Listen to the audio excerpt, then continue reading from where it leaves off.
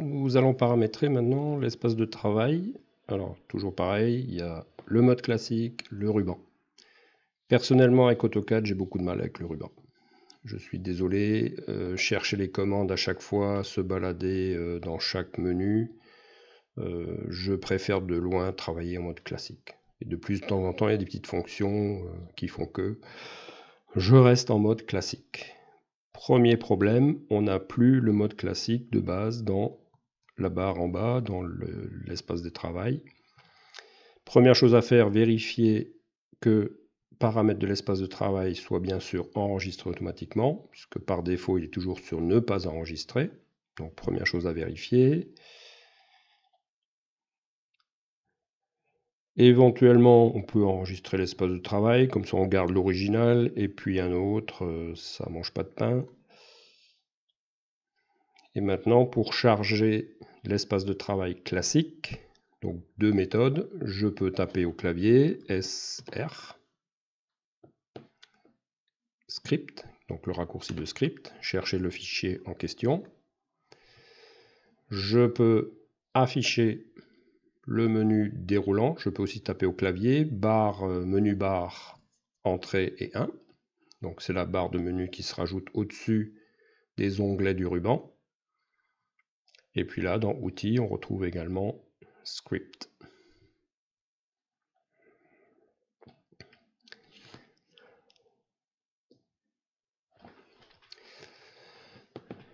Quand il veut bien le faire, voilà. Outils Script. On va chercher dans le dossier que vous avez décompressé, Outils AutoCAD, avec ce que vous avez gardé derrière, RepCAO peut-être.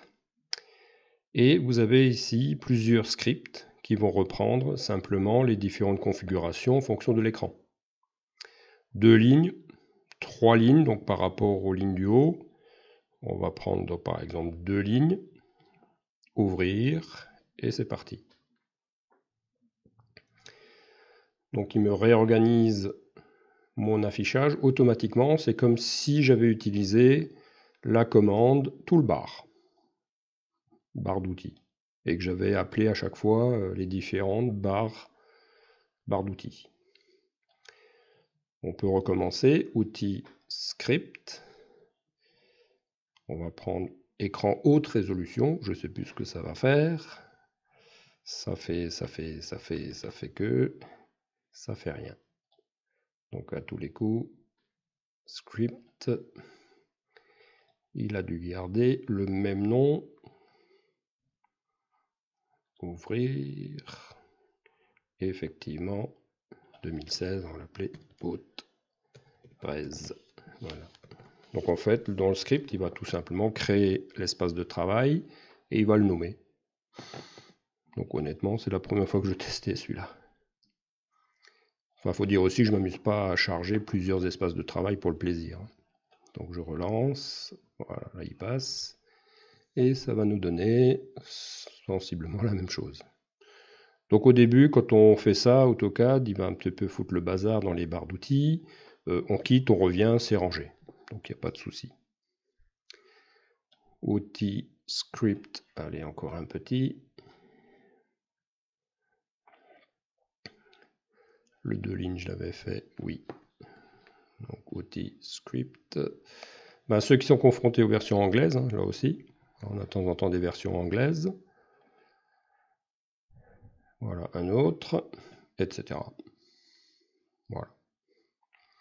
Donc du coup, on va retrouver tous ces espaces de travail donc à ce niveau-là. Je vais revenir sur l'AutoCAD classique de ligne.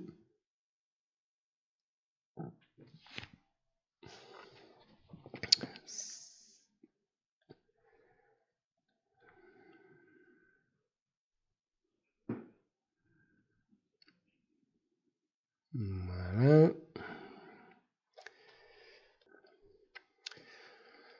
Donc une fois qu'on a choisi l'espace de travail, le mieux c'est de quitter AutoCAD et de le redémarrer.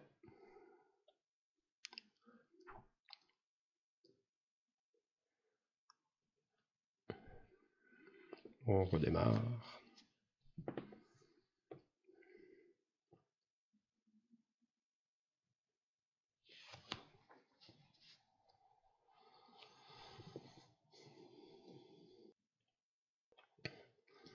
Voilà, donc je réouvre mon petit dessin.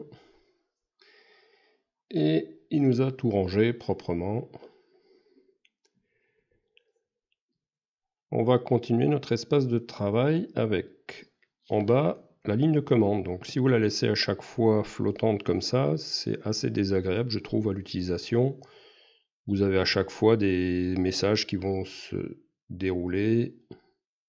Vous avez des petits échos, enfin voilà. Le fond gris là, c'est pas top. Tout ça, ça pollue l'affichage. Je vous conseille de prendre la barre par les petits points et vous descendez, on l'attache. 3 lignes suffisent, voilà, comme ça c'est parfait. Ensuite, moi j'aime moyennement l'espace de travail avec cet affichage foncé. En plus, mes icônes ne sont pas développées avec 2 thèmes, puisque maintenant il y a le thème clair, le thème foncé pour ces icônes. Donc je préfère me mettre en mode clair, donc bouton droit en bas, option.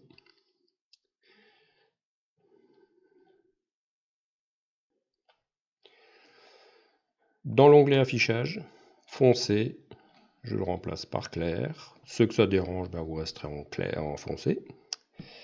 Appliquer, et déjà, ça va éclaircir un petit peu notre affichage.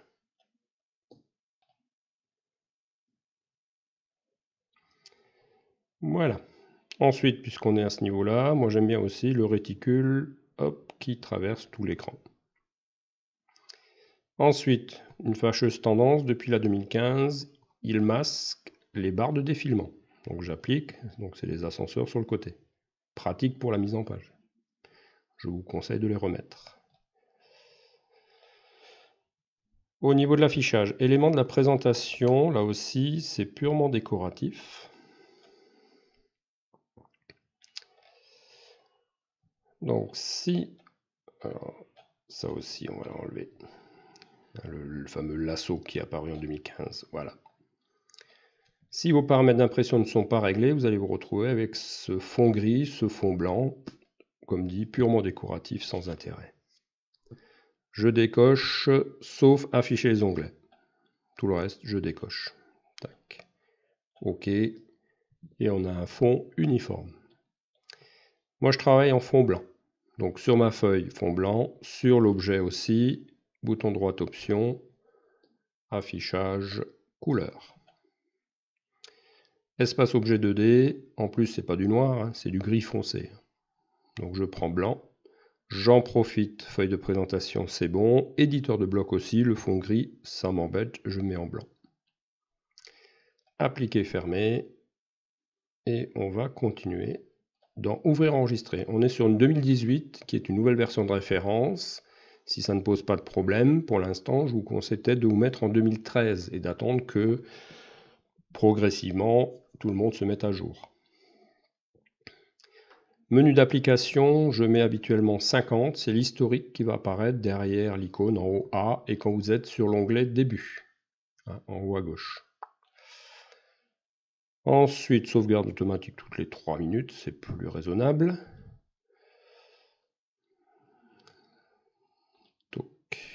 Pourcentage d'incrément, je mets 0. Donc ça c'est pour garantir la réécriture totale du fichier à chaque enregistrement. Le reste, je vais dans sélection, me débarrasser du lasso. Ça c'est la sélection, quand on glisse, je vais le garder.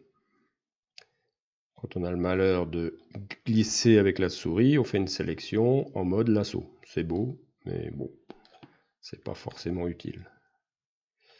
Donc option sélection, pas de lasso. Voilà, ok. Donc là on a notre environnement qui est pas trop mal. On va préparer aussi les propriétés. Donc je sélectionne un objet, bouton droit de propriété, je viens l'ancrer à gauche. Voilà, je réduis. Donc c'est suffisant quand on a l'habitude, on sait de quoi il s'agit. Et je vais aussi préparer la palette d'outils. Et ensuite la palette d'outils. Voilà. Donc la première fois, lorsqu'elle arrive, elle est flottante, on la prend et on vient la scotcher à droite. Et on élargit un petit peu, pas trop. Voilà mon espace de travail classique. Si vous le souhaitez, en bas, vous pouvez enregistrer votre espace de travail. Appelez par exemple classique rep CAO et enregistrer. Et ça va devenir mon environnement classique. Si je veux revenir en dessin notation, donc on revient avec le ruban. Voilà, qui avait gardé la ligne de commande flottante. Et je vais revenir en mode classique. Classique rep CAO. Voilà. Donc le piège, hein, c'est simplement, quand vous commencez à jouer avec ces espaces de travail, de ne pas avoir vérifié paramètres de l'espace de travail. Ici, enregistré automatiquement. Voilà, on est paré pour travailler en mode classique. Ceux qui veulent rester en mode ruban, aucun problème. On rajoutera simplement des petites icônes pour travailler. On travaillera beaucoup avec les palettes d'outils. Voilà, on est prêt.